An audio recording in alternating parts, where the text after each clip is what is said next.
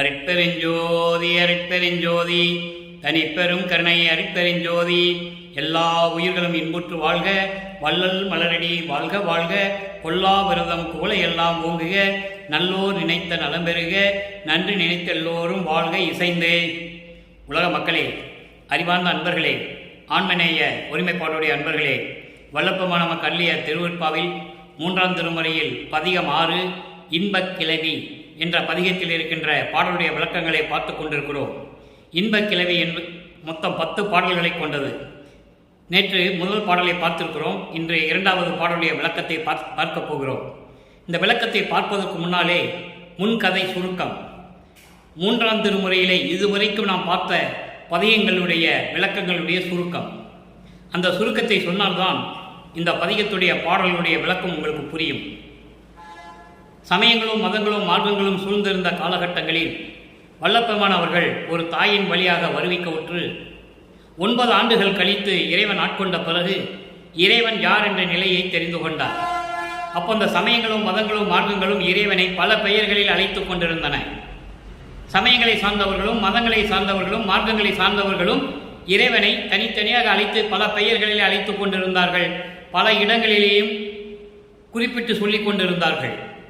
அந்த காலகட்டத்தில் நமது இறைவன் வல்லப்பெருமானவர்கள் திருவொற்றியூரிலே இறைவனை பார்ப்பதற்காக அங்கே நின்று கொண்டிருக்கிறார்.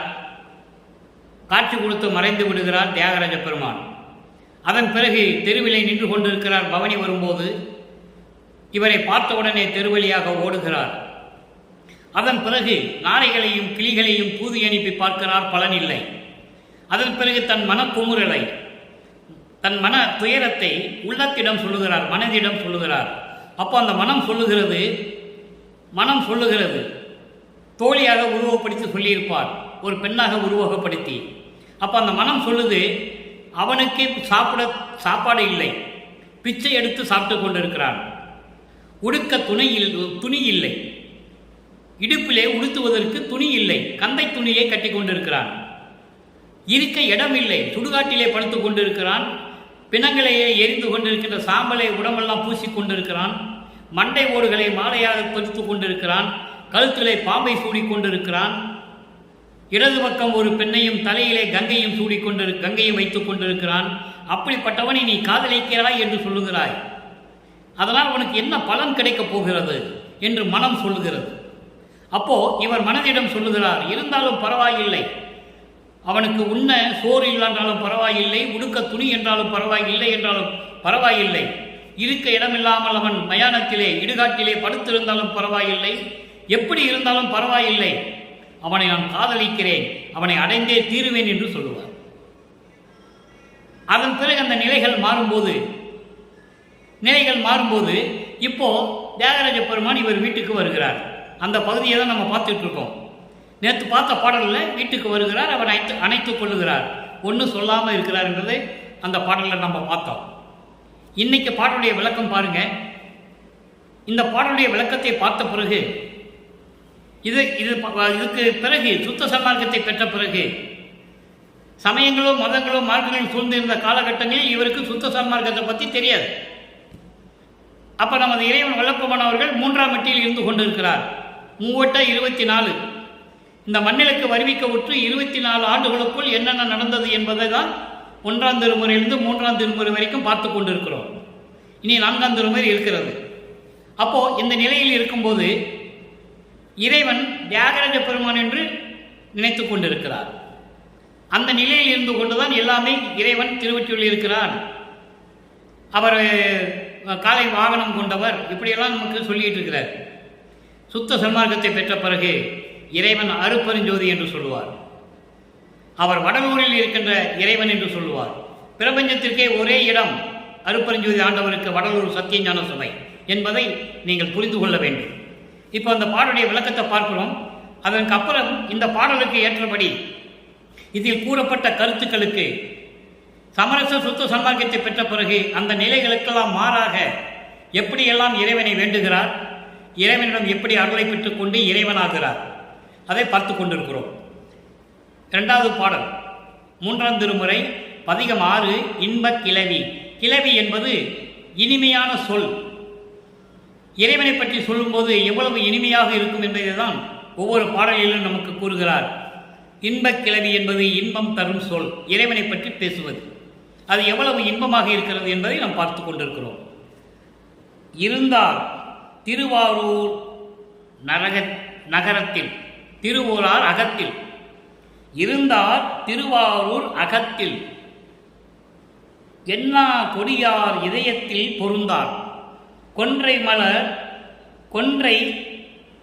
கொன்றை பூமலர் பூந்தார் புனைந்தார்.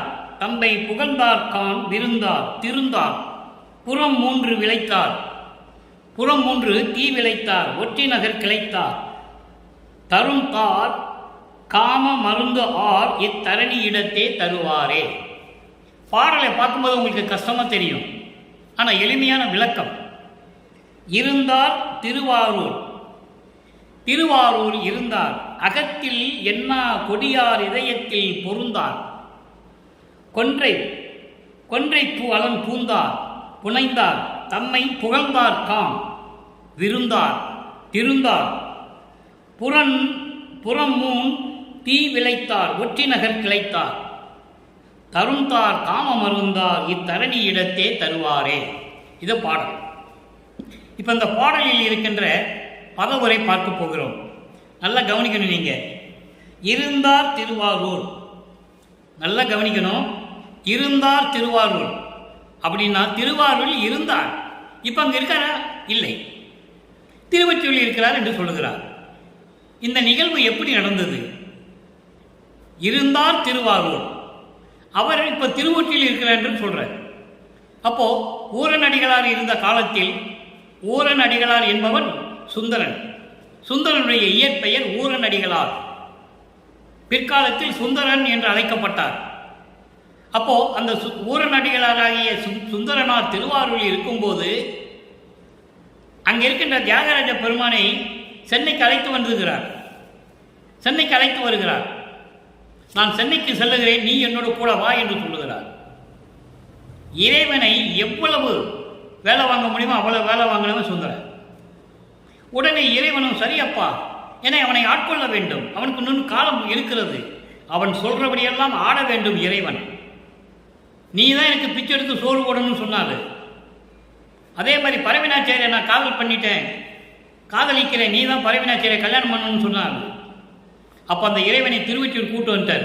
அதுக்கப்புறம் இறைவன் அங்கே செல்லவில்லை திருவாரூருக்கு என்பது இந்த பாடலின் மூலம் தெளிவாக விளங்கும். அப்போ இருந்தார் திருவாரூர், திருவாரூரில் இருந்தார். அவர் எப்படிப்பட்டவர் என்றால் அகத்தில் என்ன கொடியார் இதயத்தில் பொருந்தார். இதில் ரெண்டு விளக்கங்களை சொல்ல முடியும். கொடிய எண்ணங்களை உடைய இதயத்தில் இருக்க மாட்டார். அதே போன்று கொடி போன்று இருக்கின்ற பெண்கள், பருவ பெண்களின் எல்லா பெண்களுடைய இதயத்திலும் இருக்க மாட்டார். அப்படின்னா ஏன் இதயத்தில் மட்டும் இருப்பார் என்று சொல்லுகிறார். நல்லா புரிஞ்சுக்கணும் நீங்க. கொன்றை பூ மலர் பூந்தார், கொன்றை மலர்களை தொடுத்து மாலையாக அணிவார். தியாகராஜ பெருமானுக்கும் சிவபெருமான் இவங்கெல்லாம் ஒண்ணுதான், ஒரே கூட்டத்தை சேர்ந்தவங்க தான், தேவர் கூட்டத்தை சேர்ந்தவர்கள். பேரில் பல பேரில் இருந்தாங்க. இவங்கெல்லாம் சேர்ந்தவங்களாம் அருப்பெருஞ்சோதி. அதை நீங்கள் நல்லா புரிஞ்சுக்கணும். அருப்பெருஞ்சோதி தனிப்பட்டவர், ஆதியம் அந்தமெல்லாம் தோன்றிய இறைவன். அது சுத்த சன்மார்க்கத்தை பெற்ற பிறகுதான் வளர்ப்பவன் சொல்லுவார். அப்போதான் அவருக்கே தெரியும். அது வரைக்கும் இந்த மதங்களும் சமயங்களும் மார்க்கங்கள் என்ன சொன்னோ அதை தான் சொல்லிட்டு இருக்கிறார். இதான் உண்மை. இதை யாரும் மறுத்து சொல்ல முடியாது. அப்போ இறைவனுக்கு பிடித்த, தியாகராஜ பெருமானுக்கு பிடித்தது கொன்றை மலர். கொன்றை மலர் சூடிய மாலையை அணிந்து கொள்ளுவார். புனைந்தார். தம்மை புகழ்ந்தார் கான் விருந்தார். தன்னை புகழ்ந்து பேசக்கூடிய இடத்தில் இருப்பார், விருந்தாளியாக இருப்பார். அதாவது இன்பமாக அங்கே இருப்பார் என்று சொல்லுகிறார். திருந்தார் புறம் 3 தீ விளைத்தார். திருந்தார் என்றது திருந்தாத பகைவர்கள், அரக்கர்கள் 3 பேர். அதான் திருந்தார் புறம் 3 முப்புரி எரித்தவன் என்று சொல்லுவார். புராணங்களிலும் வரும். ஆனால் வல்லப்பெருமான் திருவருட்பாலை தெளிவாக சொல்லுகிறார். புறம் 3 முப்பரி எரித்தவன் என்றாலும் சொல்லுவார். புன்னகையால் எரித்தவர் என்று சொல்லுவார். எந்த ஆயுதமும் இல்லாமல் புன்னகையாலேயே எரித்தவர். அந்த 3 அரக்கர்கள் பொன்கோட்டை, இரும்பு கோட்டை, வெள்ளிக்கோட்டை கட்டி கொண்டு துன்புரித்துக் கொண்டிருக்கின்றார்கள் தேவர்களை. அவர்களை அழிக்க வேண்டும். யாராலையும் அழிக்க முடியவில்லை. உடனே இங்கே செல்லுகிறார்கள். இங்கே சமயங்களும் மதங்களும் அவனை சிவபெருமான் என்று சொன்னார்கள். ஆனால் எல்லாமே செஞ்சது அருட்பெருஞ்சோதி. அது பின்னால் தான் சொல்லுவார் அவர். அப்போ இந்த புறம் மூன்றுகளை எரித்து புன்னகையால் எரித்தார். எந்த ஆயுதம் இல்லாமல் புன்னகை செய்தார், சிரித்தார், எரிந்தது, சாம்பலாகிவிட்டது. அப்போ அதாவது அந்த அரக்கன் பெயர் தாரகாசுரன். அவனுடைய பிள்ளைகள் தான் 3 பேர்: வித்துன்மாலி, தாரகச்சன், கமலாட்சன். 3 பேர்: தாரகச்சன், கமலாட்சன். இந்த வித்துன்மாலி தான் பொன்கோட்டையை கட்டிக்கிட்டு இருக்கவன். அதுக்கடுத்து வெள்ளி கோட்டையை கட்டினவன் தாரகச்சன். கமலாட்சன் இரும்பு கோட்டையை கட்டி கொண்டிருக்கின்றவன். தேவர்களை எல்லாம் துன்புரித்து விட்டு அங்கே போய் ஒளிஞ்சிக்குவாங்க. அங்கே யாரும் அந்த கோட்டையை அடிக்க முடியல. அப்படி கட்ட கோட்டையை 3 கோட்டைகளை சாம்பலாக்கியவர் என்று சொல்லுகிறார். அதுக்கப்புறம் ஒற்றி நகர் கிளைத்தார். ஊரநடிகளாகிய சுந்தரோடு வந்த தியாகராஜ பெருமான் திருப்பி அங்கே செல்லவில்லை. திருவாரூருக்கு திருவொற்றியூரிலே தங்கிட்டாரு. அதான் சொல்றாரு, திருவொற்றியூரில் கிளைத்தார். திருவொற்றியூரில் தங்கி இருக்கிறார். அங்கேதான் விளங்கி கொண்டிருக்கிறார், அங்கே வாழ்ந்து கொண்டிருக்கிறார் என்றெல்லாம் சொல்வார். அது தருந்தார் காம மருந்தார் இத்தரணி. அதாவது மாலையை அணிவித்து மயக்கம் ஊட்டுவார். இவரை ஒரு பெண்ணாகவும் வளர்ப்பமான் அவரை ஒரு பெண்ணாகவும் இறைவனை ஆண்மகனாகவும் கற்பனை செய்து இந்த பாடலை அருளியிருக்கிறார்கள். அவர் மாலை அணிவிந்த உடனே நமக்கு ஒரு காதல் மயக்கம் வந்துவிடும். அப்படிப்பட்டவர் அவர் இத்தரணி இடத்தே தருவாரே. என் இதயத்தில் மட்டும் இருக்கின்றவர். எல்லா பருவ பெண்களுடைய இதயத்திலும் இருக்க மாட்டார், என் இதயத்திலே மட்டும் இருப்பவர் என்று சொல்லி இந்த பாடலை நமக்கு அருளியிருக்கிறார்கள். இப்போ இந்த பாடலுடைய விளக்கம் பாருங்க, கோர்வையாக சொல்லுகிறேன். திருவாரூர் நகரத்தில் இருந்தார் தியாகராஜ பெருமான். முன்னொரு காலத்தில் திருவாரூர் நகரத்தில் இருந்தார். அளவிட முடியாத அளவிற்கு தீமைகளை செய்து கொண்டிருக்கின்ற கொடியவர்களுடைய உள்ளத்திலே இருக்க மாட்டார். அதுபோன்று பருவ பெண்களின் எல்லா பெண்களுடைய இதயத்திலும் அவர் இருக்க இடம் கொடுக்க மாட்டார். எனக்கு மட்டும்தான் இடம் கொடுப்பார். அதுக்காக தான் இந்த வரியை சொல்றாரு, என்ன கொடியர் இதயத்தில் பொருந்தார். அப்போ அப்படிப்பட்ட இறைவன் அதே நேரத்தில் என் இதயத்தில் மட்டும் இருப்பார். தன்னை வணங்குகின்றவர்கள், தனக்காக தன்னை நோக்கி அடைக்கலம் அடைந்தவர்கள், புகழ்ந்தவர்கள், இவர்களுக்கு விருந்தாளியாக இருப்பவர். விருந்தாளி என்பது ஒரு மகிழ்ச்சியான ஒரு நபராக இருப்பவர். திருந்தாத பகைவர்கள் 3 புறங்களை கொண்டவர்கள். முப்புரி, பொன்கோட்டை, வெள்ளிக்கோட்டை, இரும்பு கோட்டை, அந்த முப்பொறிகளை எரித்தவர். வித்துன்மாலி, தாரகச்சன், கமலாட்சன், இந்த 3 அரக்கர்கள் கட்டிய பொன்கோட்டையையும் வெள்ளிக்கோட்டையையும் இரும்பு கோட்டையையும் தீ வைத்து சாம்பலாக்கியவர்.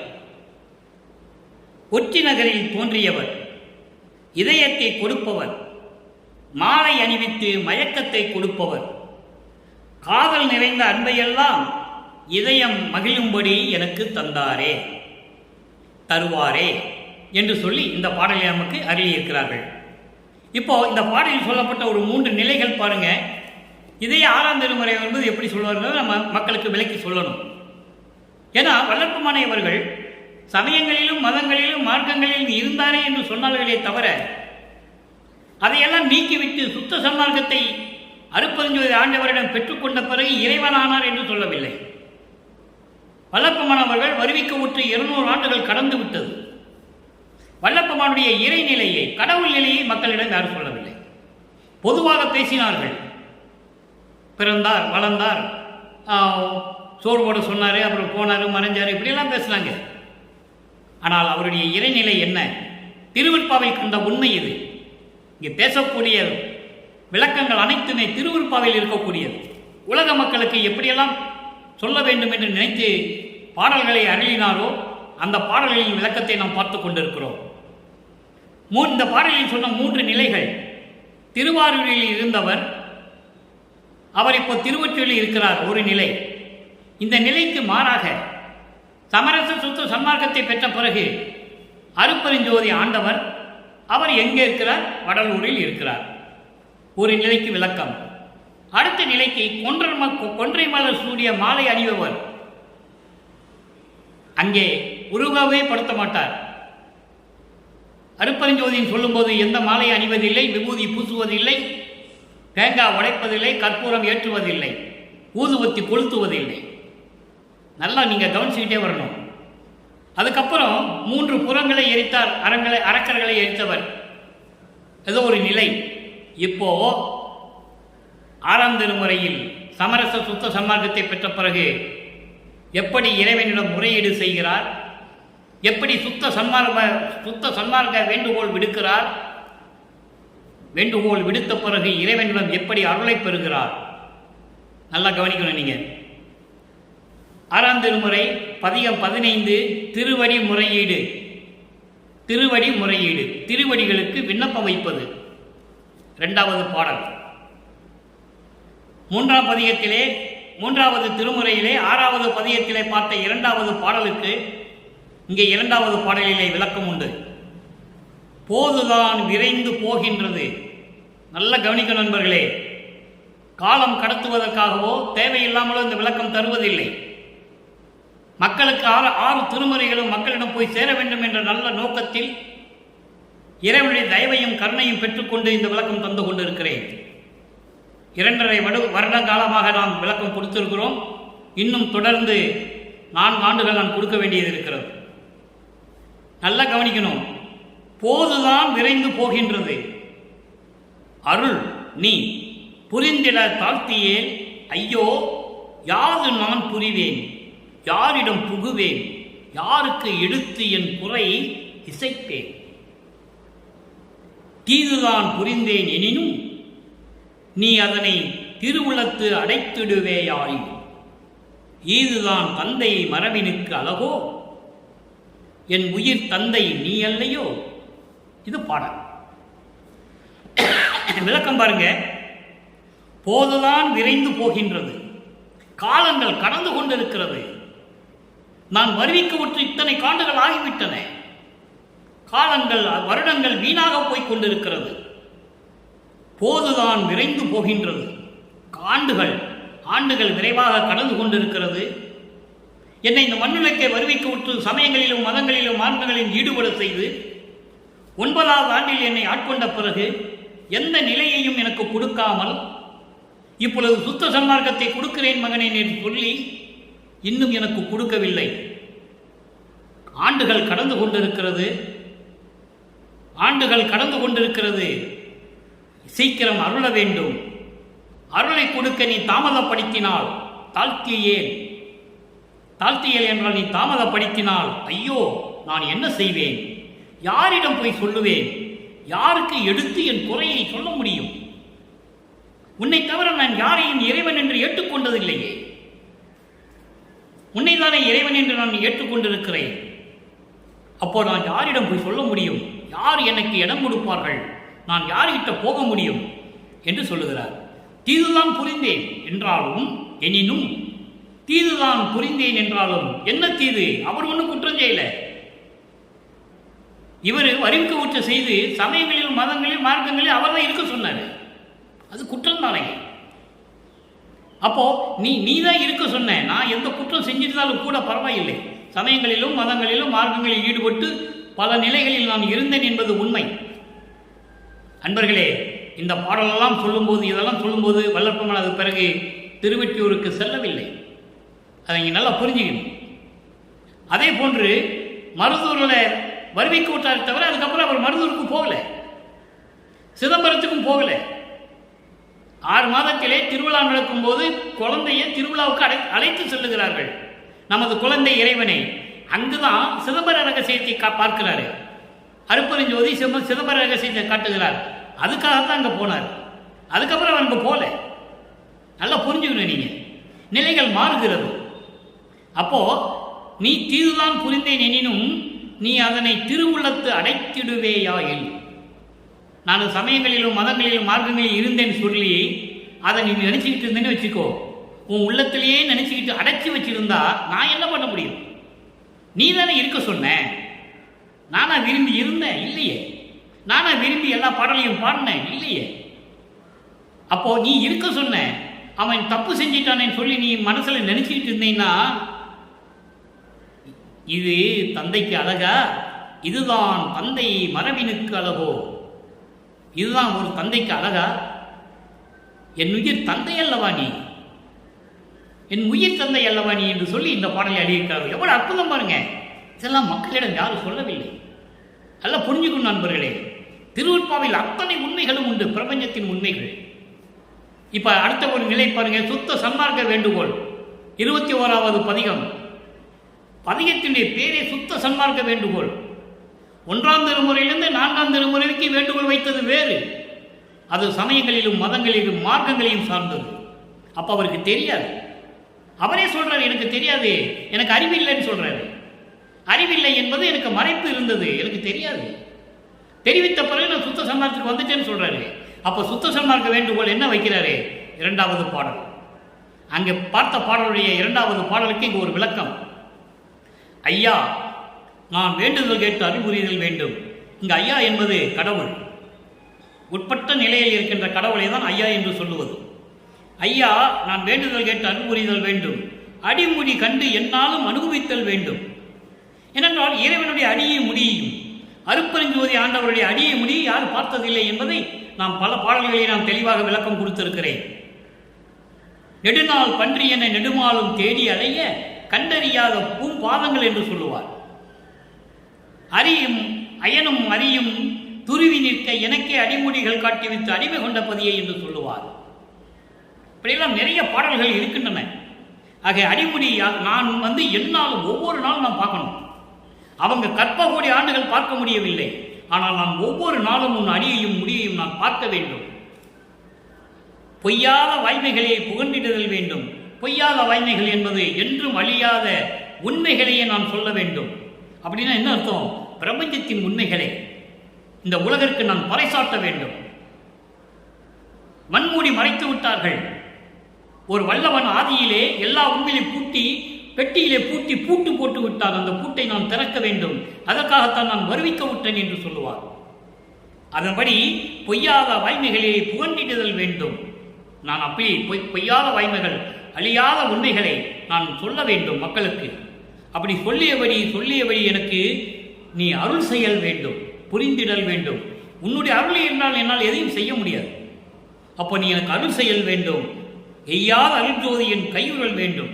எய்யாத என்பது யாரும் அறியாத, யாருக்கும் கிடைக்காத நிலையான அருட்பெருஞ்சோதியை என் கையில் தர வேண்டும். இறந்த உயிர் தம்மை மீட்டும் எழுப்பியிடல் வேண்டும். இறந்த உயிர்களை நான் மீண்டும் எழுப்பிட வேண்டும். எதற்காக எழுப்பணும்? இறந்து விட்டான், அவனை எதற்காக திருப்பி எழுப்பணும்? திரும்பி ஒரு பிறவி எடுத்து வரப்போகிறான். அப்போ அவனை எழுப்ப வேண்டும். ஏனென்றால் சமரச சுத்த சன்மார்க்கத்தை திருப்பி அந்த ஆன்மாவுக்கு சொல்லிக் கொடுத்து அவனை சுத்த சன்மார்க்கத்தில் சேர்த்து சுத்த சன்மார்க்கத்தை இந்த உலகத்தில் அவனை விட்டு பரப்ப செய்ய வேண்டும். அப்போ சுத்த சன்மார்க்கத்துக்கு ஆள் வேணும். அப்போ இறந்தவர்களை எழுப்பிதான் ஆகணும். அந்த ஆன்மாவை திருப்பி கொண்டு வர வேண்டும். திருப்பி ஒரு இடத்தில் நல்ல பிறவி எடுக்க வைக்க வேண்டும். இறந்தவர் உயிர்தமை மீட்டும் எழுப்பியிடல் வேண்டும். மீட்டும் என்பது மீண்டும் அவனை கொண்டு வர வேண்டும். சுத்த சன்மார்க்கத்தை தெரியாம போயிட்டானே, அவனுக்கு தெரிவிக்க வேண்டுமே. அப்ப அவனை திருப்பி கொண்டு வரணும். நல்லா புரிஞ்சுக்கிச்சு அவங்களுக்கு. அடுத்து நையாத வண்ணம் உயிர் காத்திடல் வேண்டும். அழியாதபடி என் உயிரை காக்க வேண்டும். அப்படின்னு என்ன அர்த்தம்? என்னை மரணமில்லா பெருவாழ்வில் நீ வைத்திருக்க வேண்டும். அதை தான் சொல்லுவார். ஊழிதோர் ஊழி உளவினும் உளப்பராது ஓங்கி வாழி என்று எனக்கு வைத்த நன்னிதியே என்று சொல்லுவார். நல்லா புரிஞ்சுக்கணும் நீங்க. ஊழிதோர் ஊழி உயிர் தலைத்து ஓங்கினேன் என்று சொல்லுவார். அப்போ ஒவ்வொரு யுகத்திலும் நமது இறைவன் வல்லப்பமானவர்கள் இருந்தவர்கள் என்பதை இங்கே நான் பதிவு செய்ய கடமைப்பட்டிருக்கிறேன். எல்லா ஆதாரங்களும் திருவருட்பாவில் உண்டு. நாயகா, நினைந்து பிரியாது உறுதலும் வேண்டுவனே. என் நாயகனே, உன்னை என்றும் பிரியாமல் உன்னோடு சேர்ந்து நான் இருக்க வேண்டும். இதுதான் எனது விண்ணப்பம், சுத்த சன்மார்க்க வேண்டுகோள் என்று சொல்லுகிறார். அடுத்த ஒரு விண்ணப்பம் பாருங்க. 23வது பதிகம் சிவ தரிசனம். சிவ தரிசனம் 1ஆம் திருமுறையிலிருந்து 4ஆம் திருமுறை வரைக்கும் எந்த விண்ணப்பங்கள் கிடையாது. இறைவனை பார்க்க முடியல. இறைவன் ஓடுகிறாரு தியாகராஜ பெருமான். இப்படியெல்லாம் மன வருத்தமடைந்து மன உளைச்சலோடு தான் இருப்பாரே தவிர விண்ணப்பங்கள்லாம் வைத்து அருளை பெற்றது சுத்த சன்மார்க்கத்தை பெற்ற பிறகுதான். அப்போ உலக மக்களுக்கு இதனால் எப்படி தெரிவிக்கிறார் என்றால் என்ன தெரிவிக்கிறார்? சமயங்களையும் மதங்களையும் மார்க்கங்களையும் விட்டுவிட்டு மக்களே நீங்கள் சுத்த சன்மார்க்கத்தில் இருக்க வேண்டும் என்று வலியுறுத்துகிறார் நமது இறைவன். சிவ தரிசனம் 2வது பாடல். 3ஆம் திருமுறையிலே 6வது பதிகத்தில் இருக்கின்ற இன்பக் கிளவியிலே இருக்கின்ற 2வது பாடலுக்கு இங்கு ஒரு விளக்கம். இறைவன் எப்படிப்பட்டவன்? அங்கே தியாகராஜ பெருமான் சொல்லுவார், திருவெற்றிலுக்கு என்று சொல்லுவார். அதை மாற்றணும்ல, மக்கள் அதே தானே நினைச்சிட்டு இருக்காங்க. அப்போ அவங்க மக்களை எண்ணத்தை மாற்ற வேண்டும். அது அல்ல, இதுதான் என்று சொல்ல வேண்டும். அதுக்காக சொல்லுகிறார் அருட்பெருஞ்சோதி தரிசனம். சிவ தரிசனம் என்பது உடனே நீங்க சிவபெருமான் தரிசனம் நினைச்சிடக்கூடாது. சிவன் வேறு சிவம் வேறு. நம்ம பல தடவை சொல்லியிருக்கிறேன். அருட்பெருஞ்சோதி தரிசனம் சொல்லவனே, பொருளவனே, துரிய பதத்தவனே, தூயவனே, நேயவனே, ஜோதி உருவானவனே, நல்லவனே, நன்னிதியே, ஞான சபாபதியே, நாயகனே, தாயகனே, நண்பனே, அனைத்தும் அல்லவனே, ஆனவனே, எல்லாமும் இருக்கின்றவன் இல்லாமல் இருக்கின்றவன். உருவ அருவத்தை சொல்லுகிறார். நல்லா புரிஞ்சுக்கணும் நீங்க. அம்மை அப்பா என்னை ஆண்டவனே, தாண்டவனே, அருள் குருவே, எல்லாம் வல்லவனே, சிவகாமி வள்ளி மணவாளா, மன்னவனே, என்னவனே, வந்து அருள்க விரைந்தே விண்ணப்பம் வைக்கிறார். எப்படி? சொல்லவனே, சொல்லுவதற்கு அரியவனே, பொருளானவனே, பரம்பொருளே, துரிய பதத்தவனே. துரிய பதம் என்பது சுத்த சிவவெளியில் இருக்கின்ற இறைவனே, துரிய நிலை. தூயவனே, நேயவனே, அன்பானவனே, ஜோதி உருவானவனே, அருட்பெருஞ்சோதி ஆனவனே, நல்லவனே, நன்னிதியே, அருள் செல்வம் கொண்டவனே, நண்பனே, அனைத்தும் அல்லவனே, ஆனானவனே, ஆனவனே, எல்லாவற்றிலும் இருக்கிறவனே, இல்லாமல் இருக்கின்றவனே, அருவமாகவும் உருவமாகவும் விளங்கி கொண்டிருக்கின்ற இறைவனே, அம்மை அப்பா என்னை ஆண்டவனே, என்னை ஆட்கொண்டவனே, தாண்டவனே. தாண்டவனே என்பது அருள் நடனம் செய்கின்றவனே, அருள் குருவே, எல்லாம் வல்லவனே, சிவகாமி வள்ளி மணவாளா. சிவகாமி வள்ளி என் அம்மை சொல்லுவார். என் அம்மை சிவகாமி வள்ளியின் கணவனே, மன்னவனே, என்னவனே, வந்து அருள்க விரைந்தே என்று சொல்லுகிறார். அடுத்த நிலை பாருங்க. அருள் விளக்க மாலை. அற்புதமான பதிகம் 37வது பதிகம் அருள் விளக்க மாலை. இப்போ இதுவரைக்கும் விண்ணப்பம் தான் வச்சுக்கிட்டு இருக்காரு. நல்லா புரிஞ்சுக்கணும் நீங்க. இப்போ எப்படி அருளை கொடுத்தார் என்பதை இந்த பாடல் மூலியமாக நமக்கு தெரிவிப்பார். அருள் விளக்க மாலை 2வது பாடல். 1ஆம் திருமுறையிலிருந்து 4ஆம் திருமுறை வரைக்கும் மதங்களையும் மார்க்கங்களையும் சார்ந்து இருந்தவருக்கு எந்த அருளும் கிடைக்கவில்லை. சுத்த சன்மார்க்கத்தை பெற்ற பிறகு அருள் விளக்க மாலையிலே எப்படி அருளை பெற்றுக் கொண்டார்? நன்மையெல்லாம் தீமை என குறித்து, நன்மையெல்லாம் தீமை என குறைத்து நாய் குறைக்கிறது என்று சொல்லுவார்கள். குறைத்து ஓடித்திரியும் நாய்க்குலத்தில் கடையான் நாயடியேன், கடையான நாயடியேன், இயற்றும் புண்மையெல்லாம் பெருமை என பொறுத்து அருளி புலையேன், பொய் உரை மெய் உரையாக புரிந்து மகிழ்ந்து அருளி தன்மையெல்லாம் உடைய பெரும் தவிசு ஏற்றி. நல்லா புரிஞ்சுக்கணும். பொருள் ரொம்ப பிரமாதமாக இருக்கும் விளக்கம். தவிசு ஏற்றி முடியும் தரித்து அருளி ஐந்தொழில் செய் சதுர் அளித்த பதியே. இதெல்லாம் ஒரே வரி. அப்புறம் இன்மையெல்லாம் தவிர்ந்த அடியார் இன்பமுற பொதுவில் இலங்கும் நடத்தரசே என் இசையும் அணிந்து அருளே. இது பாடல். அருள் விளக்க மாலை 37வது பதிகம் 62வது பாடல். 62வது பாடல். 2வது பாடலுக்கு இங்கே அருளை எப்படி பண்றாரு சொல்ற 62வது பாடல்ல சொல்றாரு. நன்மையெல்லாம் தீமை என குறைத்து ஓடி திரியும் நாய்க்குலத்தில். அதாவது நல்ல செயல்கள் எல்லாவற்றையும் தீயவைகள் என்று நினைத்து இருக்கக்கூடிய இந்த கடையேனை, அந்த கடையனை நாயை ஒப்பிட்டு சொல்லுகிறார். குறைத்து ஓடி திரியும் நாய்க்கூட்டம். நாய்க்குளம் என்பது நாய்க்கூட்டம். அந்த கூட்டத்திலே இருக்கின்ற ஒரு நாய் போன்று நான் இருந்து கொண்டிருந்தேன். எப்போ? நீ ஆட்கொள்ளாத வரையில், சுத்த சன்மார்க்கத்தை கொடுக்காத வரையில், சமயங்களிலும் மதங்களிலும் மார்க்கங்களிலும் நாம் இருந்தபோது நன்மையான நல்ல செயல்களை எல்லாம் தீமை செயல்கள் என்று கருதி தெருவழியாக திரிந்து கொண்டிருந்தேன். எப்படி திரிந்து கொண்டிருந்தேன்? குறைத்து ஓடி திரியும் நாய்க்கூட்டத்தில் கடைய நாயினேன். கடைசி நாயா. நாய்க்கூட்டம் இருந்ததுன்னா அதில் கடைசி நாயா இவர்.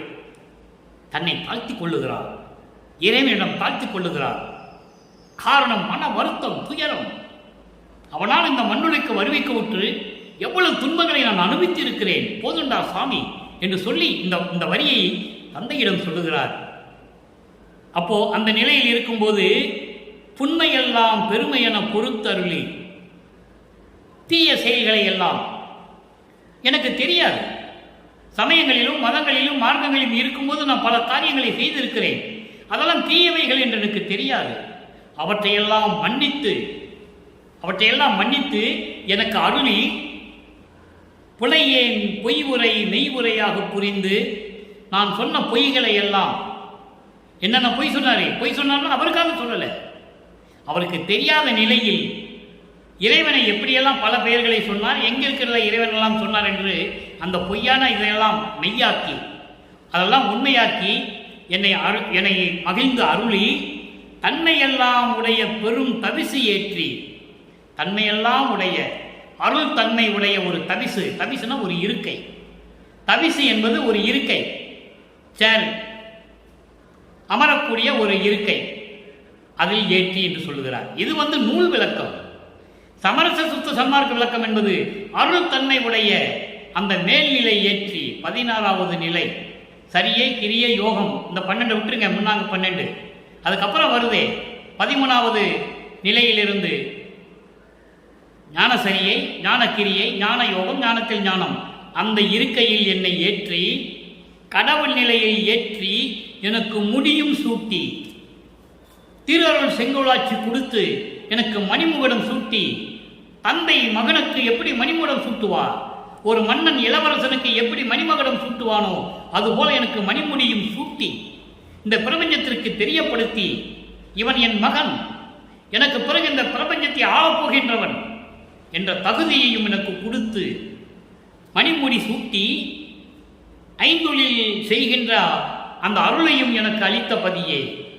சதுர் என்றால் அருள்.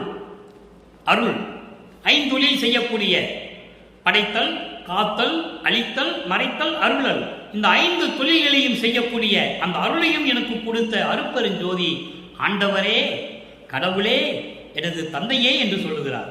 எவ்வளவு அற்புதம் பாருங்க. அப்போ சமயங்களும் மதங்களும் மார்க்கங்கள் விட்ட பிறகுதான் இதெல்லாம் அவருக்கு கிடைச்சது என்பதை உலக மக்களுக்கு தெரிவிக்கிறார்.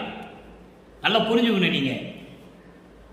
இன்மையெல்லாம் தவிர்ந்த அடியார் இன்பமுற, இன்மையெல்லாம் தவிர்ந்த அடியார், சமயங்களையும் மதங்களையும் மார்க்கங்களையும் நீக்கி சமரச சுத்த சன்மார்க்கத்தில் இருந்து கொண்டிருக்கின்ற அன்பர்கள், சாதுக்கள், அவர்களெல்லாம் மகிழும்படி சத்தியஞான சபையிலே விளங்குகின்ற அருள் நடனம் செய்து கொண்டு அருளாட்சி செய்து கொண்டிருக்கின்ற அருட்பெருஞ்சோதியே, என் இசையும் மணிந்தருளே, நான் பாடுகின்ற பாடலையும் நான் உன்னிடம் வைக்கின்ற விண்ணப்பங்களையும் முறையீடுகளையும் ஏற்றுக்கொண்டு எனக்கு அருள வேண்டும் என்று சொல்லுகிறார்.